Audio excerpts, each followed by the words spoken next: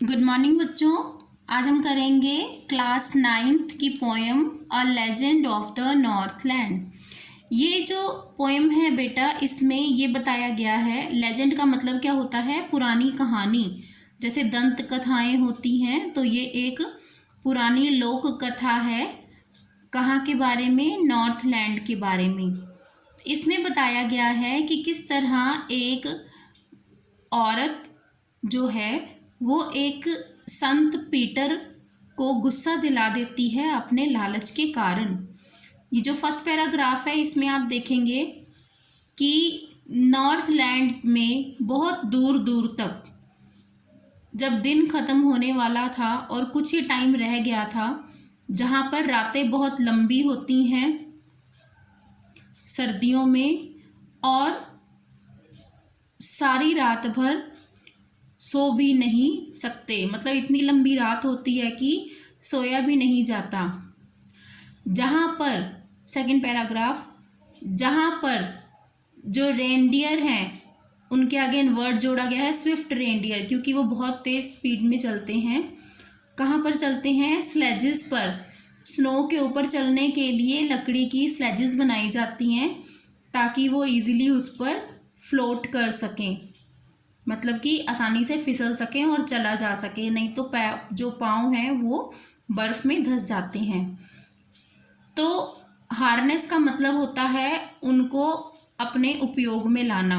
Reindeers को, जो बहुत ही तेज़ स्पीड से चलते हैं स्नो के ऊपर, उनको उपयोग में लाया जाता है। और जहाँ पर जो बच्चे हैं वो बिल्कुल भालू के बच्चों की तरह लगते हैं जब वो फरी क्लॉथ्स पहनते हैं। फरी मतलब फर वाले। आपको भी पता है जब ठंड के दिन होते हैं तो आप लोग भी वुलन और फरी क्लॉथ्स पहन लेते हो और फ्लफ़ी फ्लफ़ी लगते हो काफ़ी ज़्यादा।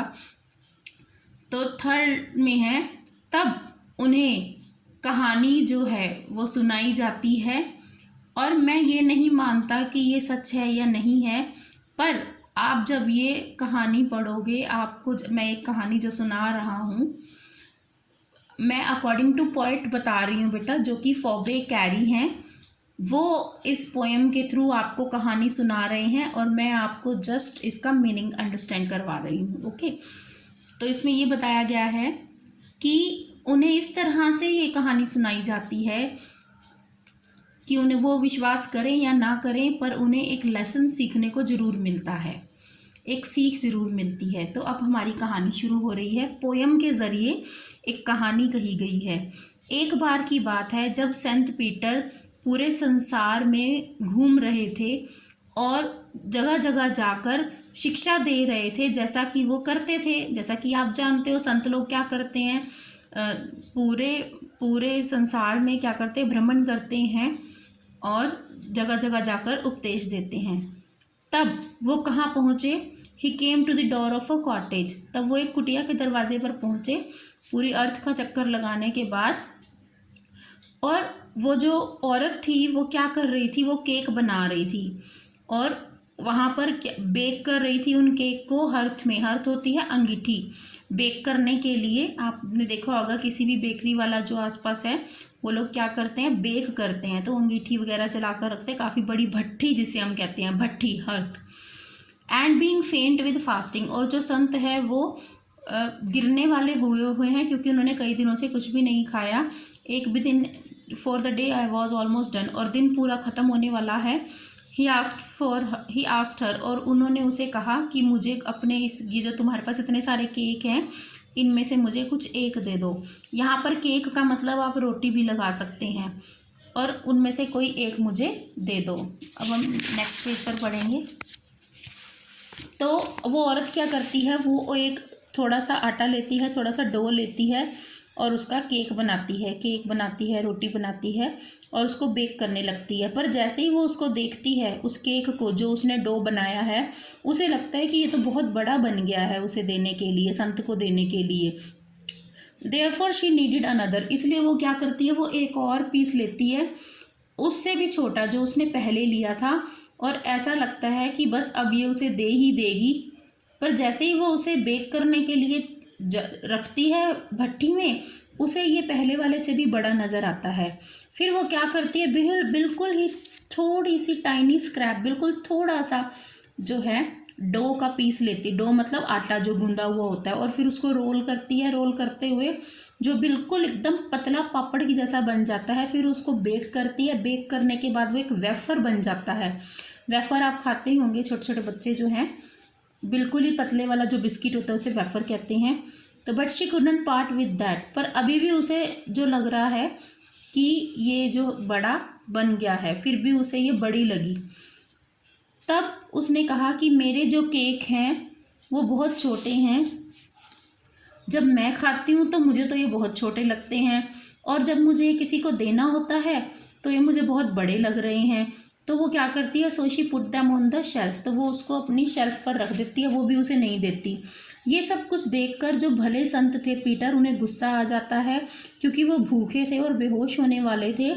ये पक्का ही ये औरत ऐसी थी जिसने कि इस संत के गुस्से को भी प्रोवोक कर दिया, मतलब जगा दिया, enough to provoke a Saint.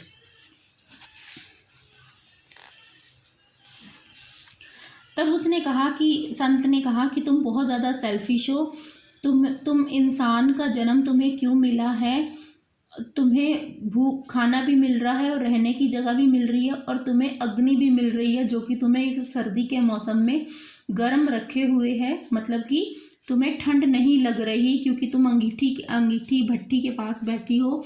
इतना अच्छा तुम्हें मानव जन्म मिला हुआ है, पर तुम इतनी ज़्यादा सेल्फिश हो।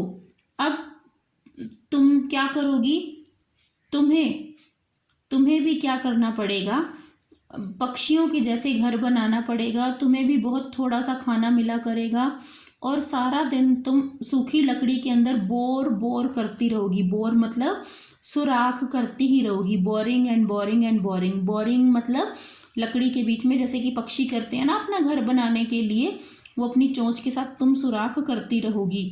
Then up she went through the chimney, और तभी क्या हुआ, वो चिमनी के फिर वो उड़कर बिना कुछ बोले चिमनी में से निकलकर चली गई, और बाहर जाकर उड़कर वो क्या बन गई, वुडपेकर। वुडपेकर होता है फोड़वा, मतलब कि जो लकड़ी को फोड़ता रहता है, लकड़ी में सुराख कर करके अपना घर बनाता है, उसे हम बोलते हैं कटफोड़वा।